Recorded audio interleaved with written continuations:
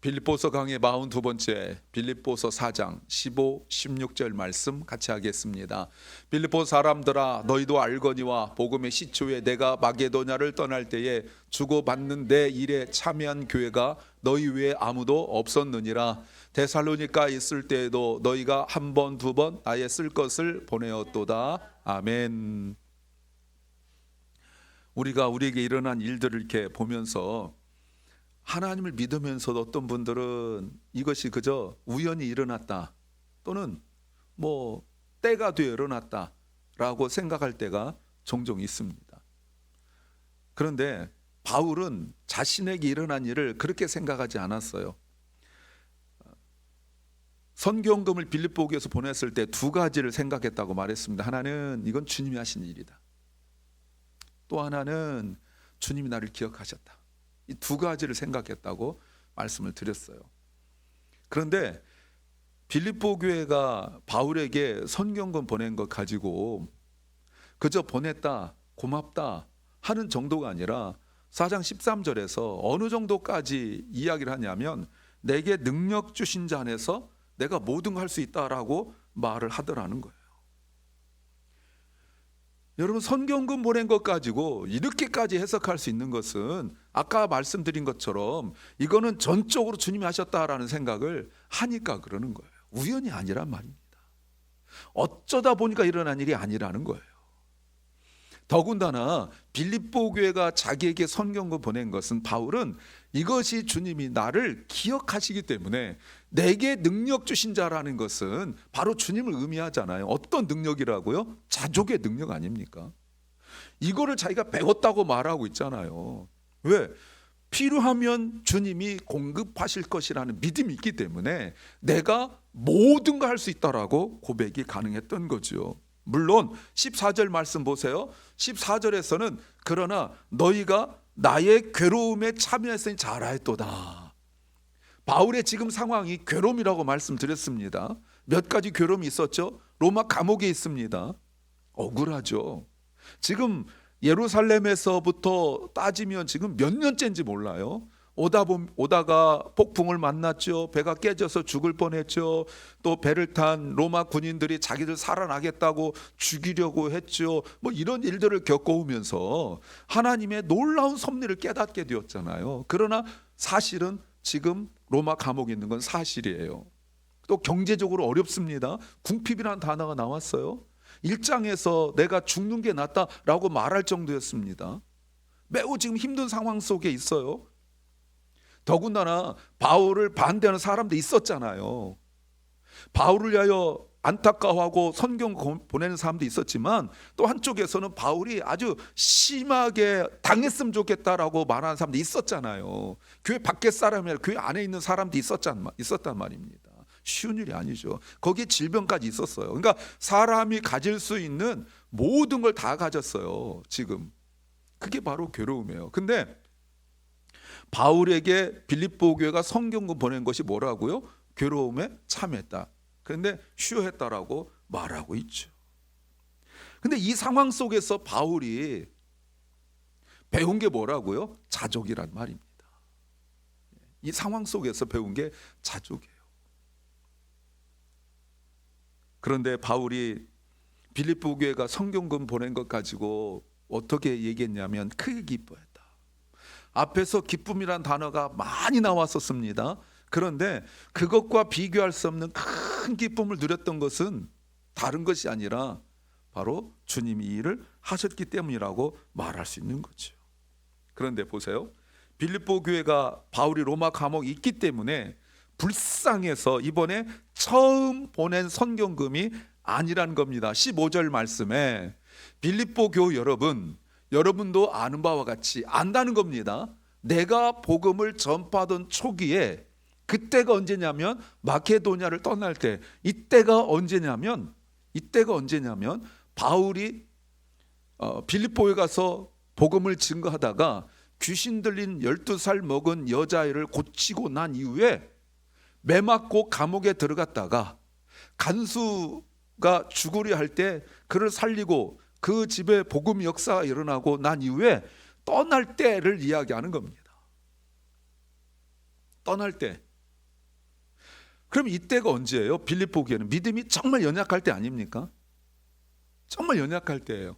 이럴 때 바울에게 선경금을 보낸 교회는 여러분밖에 없다라고 말했어요. 그러니까 이번에 바울이 로마 감옥에 있으니까 아무도 돕는 사람 없으니까 우리라도 보내자라는 것이 아니라 빌립보 교회는 교회가 세워지자마자 처음으로 한 것이 무엇이냐면 선경금 보낸 거였었어요. 선경금 보낸 거. 누가 가르쳤을까요? 여러분, 이때는 선경금이란 개념 자체가 없을 때입니다. 오늘날 같은 개념이 없을 때예요. 근데 빌립보 교회는 어떻게 누가 가르쳤는지 모르지만 바울에게 선경금 보내기로 작정했고 사실은 또 그렇게 했어요. 더군다나 이때 바울이 빌립보 교회를 떠나갈 때에 뭔가 막 어마어마한 능력을 베풀고 가진 것이 아니라 매 맞고 난 이후에 급히 그곳을 떠날 수밖에 없었어요. 그런데 빌립보 교회는 그런 바울에게 아주 패배자처럼 얻어 터지고 감옥에 가고 매 맞아가지고 막 피가 상처가 막 온몸 상처 투성이고 그런 바울에게 선경금했다는 거예요. 뭘 기대한 게 아니라는 것을 알 수가 있어요. 바울이 뭐라고 말하냐면 너희 외에는 아무도 없었다라고 말해요. 그러면 이제 질문이 되죠. 왜 다른 교회들은 선경금 하지 않았을까? 조금 더 선경금이라 하면 부담될 수 있으면 왜 다른 교회들은 바울을 돕지 않았을까? 이게 어려운 거예요. 그때 당시의 교회들이 경제적으로 많이 어려울 때입니다. 외부적 핍박이 있죠. 믿음이 연약한 사람들이죠. 경제적으로도 쉽지 않죠. 이 상황 속에서 교회가 지금 버티느냐 버티지 못하느냐, 없어지느냐 없어지지 않느냐, 매우 어려운 상황 속에서 있을 때예요. 그러니까 현실적으로 어려워요. 그럼에도 불구하고 마음 먹기도 힘든 상황 속에서 빌립보 교회는 마음 먹었을 뿐만 아니라 나중에 때가 되어져서 형편이 되어져서 여력이 있어서가 아니라 바울이 빌립보 교회를 떠나서 다른 지역으로 갈 때 이미 선경금을 줬다는 거예요. 이미. 놀라운 일이죠.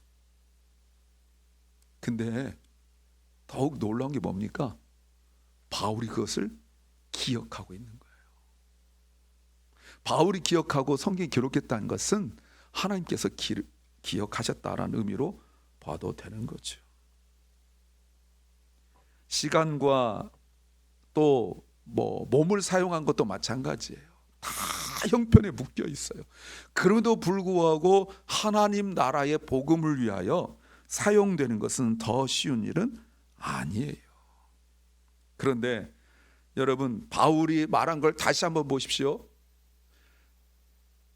나에게 협력한 교회는 여러분밖에 없습니다. 그런데 16절 보시면 16절에서 그렇게도 말합니다. 그런데 내가 데살로니가에 있을 때에도 너희는 나의 필요를 위하여 한두 번 쓸 것을 보내었다 라고 말합니다. 한 번, 두 번이라고 말하고 있어요. 그래서 보면 두 번이라고 말할 수도 있고 어떤 해석은 여러 번이라고 또 말하기도 해요. 그런데 여러분, 어떤 생각 드세요? 바울이 데살로니가에서 머문 기간이 길어야 3개월입니다. 그리고 정확한 빌립보 교회와 데살로니가 어디 있었는지 모르지만 대충 그 자료에 의하면 자그마치 100마일 거리예요. 100마일이 어느 정도 될까? 제가 또 구글로 맵으로 뵀잖아요. 우리 교회에서요, UC 샌디에고 대학교가 거의 100마일입니다. 한 92마일 정도 돼요. 그러니까 캠퍼스 들어가서 저쪽 끝으로 가면 100마일 될 겁니다. 여기에서. 그래서 제가 구글 맵으로 보니까 얼마나 걸리냐면 걸어서 가야 되는데 계속 잠깐 쉬더라도 가더라도 30시간이 걸려요. 지금 같은 거리에. 근데 예전 같은 거리라면 더 많이 훨씬 걸리겠죠. 안전할까요? 쉬웠을까요? 근데 그것도 자그마치 정말 두 번이라면 세컨드 타임이라면 트와이스라면 여러분 그 두 번이 보통 일입니까? 근데 이걸 여러분 보세요. 바울이 기억하고 있다는 거예요. 그리고 난 이후에 바울이 로마 감옥에 있을 때 한 번 더 보내는 거예요. 이게 절대 쉬운 일이 아닙니다. 데살로니가전서 보십시오.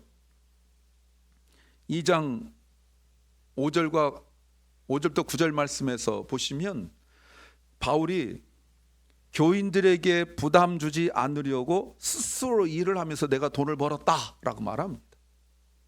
왜? 믿음이 연약하니까. 내가 사도로서 너희에게 나를 서포트하라고 내가 말할 수 있는 권리가 분명히 있음에도 불구하고 사용하지 않았다고 말해요. 왜요? 믿음이 연약하니까. 고린도전서 9장 14절부터 18절 말씀도 똑같은 말을 합니다. 자기가 스스로 일을 했다라고 말합니다. 그래서 자비량이란 말이 나왔죠. 특별한 경우예요. 그런데 빌립보 교회가 보낸 것은 받았어요. 데살로니가나 고린도 교회는 요구하지도 않고 그랬는데, 물론 고린도 교회는 바울에 대해 욕을 많이 했었습니다. 돈 밝힌다는 둥 뭐 이런 얘기 했었어요. 근데 빌립보 교회는 바울이 빌립보에 머문 기간도 길지 않고 또 그렇게 많이 말씀을 가르칠 수도 없었어요. 그런데 빌립보 교회가 보낸 것은 바울이 받았어요. 사랑하는 여러분, 그것을 받았을 때 바울의 그 마음이, 아까도 말씀드렸고 몇 주 말씀을 드리고 있지만, 바울은 이것을 통하여서 주님께서 일하고 계심을 깨달았고 자족을 배웠고 또 주님이 나를 기억하신다는 것을 확실히 알게 되었어요. 정말 기쁜 거예요. 왜냐하면 데살로니가와 고린도에 바울이 편지 쓸 때만 하더라도 그렇게 힘든 상황은 아니었었어요. 근데 지금 바울은 로마 감옥에 있으면서 매우 힘든 상황 속에 있어요. 사람이 그렇습니다. 아무리 믿음 좋아도요, 어느 상황에 계속 궁지에 몰리다 보면 주님이 나를 기억하시나? 내가 가는 길이 옳은가? 이런 생각할 수 있단 말이죠. 근데 그때 자기가 그렇게 고민하고 힘들 때에 빌립보 교회가 바울에게 선경금을 보냈을 때 바울은 주님이 나를 잊지 않으셨구나. 내가 간 길이 옳구나. 주님께서 이 일을 하시는구나를 깨달으면서 그것 때문에 너무 크게 기쁘면서 빌립보 교회가 그 일에 쓰임 받은 것에 대하여 오히려 감사하고 있는 거죠. 오늘 바울이 빌립보 교회가 바울에게 선경금 보내는 걸 보면서 이미 떠날 때 한번 숫자로만 보더라도요, 데살로니가 있을 때 2번, 그리고 지금 하면 적어도 4번입니다. 적어도 4번. 물론 그 다른 없는 자료들 본다면 더 있을 수 있겠지만 적어도 4번이에요. 그 어마어마한 거리를 걸어서 누군가 전달하는 그 선경금. 오늘 기록된 말씀만 가지고도 본다면 4번은 어마어마하게 많은 숫자예요. 꾸준히 한 일이다, 설교 제목처럼 말할 수 있죠. 남들 모두 안 할 때, 다 자기 형편 이야기하고 자기 상황 이야기할 때, 이래서 못하고 저래서 못하고 라고 말하는 것이, 그게 틀린 얘기가 아니에요. 맞아요. 그렇게 얘기하면 다 이해가 돼요. 그럼에도 불구하고 빌립보 오게 했다는 거예요. 그랬을 때 바울이 그것을 기억하고 기록하고, 하나님 말씀에 기록되어 있고 주님께서 기억하시고 복 주셨음을 믿습니다. 우리도 이제 적용적으로 주님의 일에 꾸준히 해야 될 것들은 결코 쉽지 않습니다. 그것이 선교가 됐던, 아니면 선교 헌금이 되었던, 봉사가 되었던, 아니면 섬김과 예배, 모든 일들 마찬가지예요. 꾸준히 한다는 것은 결코 쉽지 않습니다. 마음 먹는다고 되는 것도 아니에요. 결심했다고 되는 것도 아니에요. 다 상황이 있고 다 형편이 있어요. 그런데 그렇게 쉽지 않고 그렇게 모든 상황이 넉넉하지도 않은데, 또 우리가 얼마나 변덕이 심하고 일관성이 없는지 여러분 아시잖아요.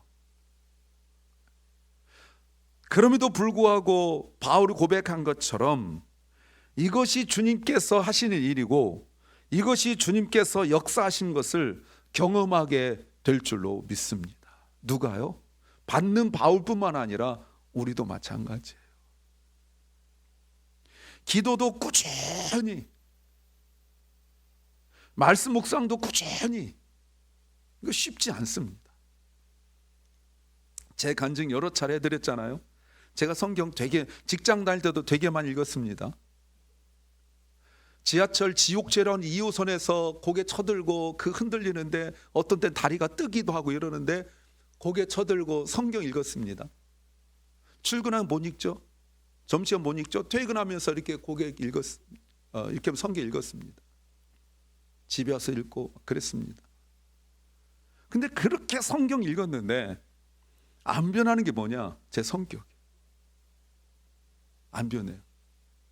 예.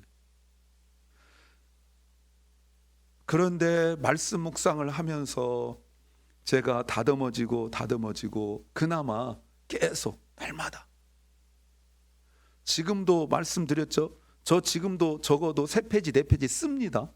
물론 타이핑이지만 씁니다. 기록하고 적고 평가하고 또 점검하고 이렇게 합니다. 절대로 쉬운 일 아닙니다. 기도도 마찬가지고 말씀 읽는 것도 마찬가지예요. 예배도 마찬가지입니다. 그런데 그런 일들 통하여서 그냥 우리가 해나가는 일들 같지만, 이런 일들 통하여 우리가 주님이 나를 위하여 일하심을, 주님께서 역사하심을 경험하게 될 줄로 믿습니다. 그게 복음을 경험하는 거예요. 그러다 보면 불가능해 보이는 일도, 내가 할 수 없는 상황 속에서도 꾸준하게 한다는 것은, 나중에 우리 고백이, 이런 고백이 나올 거예요. 주님께서 이 일을 하게 하셨다, 주님께서 가능하게 하셨다라는 믿음을 갖게 될 줄로 믿습니다. 한 개인의 그 지속적인 행동과 지속적인 섬김이 교회와 공동체에 큰 영향을 끼치게 될 것이고, 주님은 그것을 크게 사용할 것입니다. 내일 묵상과 오늘 묵상을 좀 이렇게 연결해서 본다면 라합이 등장합니다. 라합의 그 믿음의 고백 한마디가 두 정탐꾼을 움직였고, 두 정탐꾼이요 가서 여호수아에게 보고하는데 라합에게 들었던 말을만 합니다. 자기들도 본 것이 있을 텐데 사실 본 것이 거의 없죠. 저녁 때쯤 가서 라합의 집에 숨어 들어갔다가 지붕에 있다가 나중에 산속에 들어 3일 숨었다가 갔으니까 사실 본 거는 시커먼 것밖에 없어요. 근데 가서 라합의 믿음의 말을 했을 때 여호수아가, 여러분 어떡한지 아세요? 이런 정신 나간 놈들, 너희들이 그리고도 뭐 일꾼이냐 뭐 이러지 않고, 여러분 그 말을 듣더니 여호수아가 가자 하고 요단강 건너가 버립니다. 여리고성을 무너뜨려요. 자세한 건 내일 새벽에 말씀드리겠습니다. 근데 보세요 여러분, 믿음의 한마디잖아요. 한 사람 때문에 일어난 일이에요. 오늘 빌립보 교회, 한 교회의 일입니다. 여러분 이 일로 이 일로 바울이 힘을 얻었어요. 주님이 이제 빌립보 교회가 할 일을 누구에게 맡기실까요? 그게 돈이든 시간이든 헌신이든 누구에게 맡기실까요? 돈 많은 교회? 큰 교회? 오늘 그러면 가장 좋죠. 그런데 오늘 말씀 가지고 본다면 꾸준히 할 교회에 맡기신 줄 믿습니다. 새해 첫 금요 기도예요.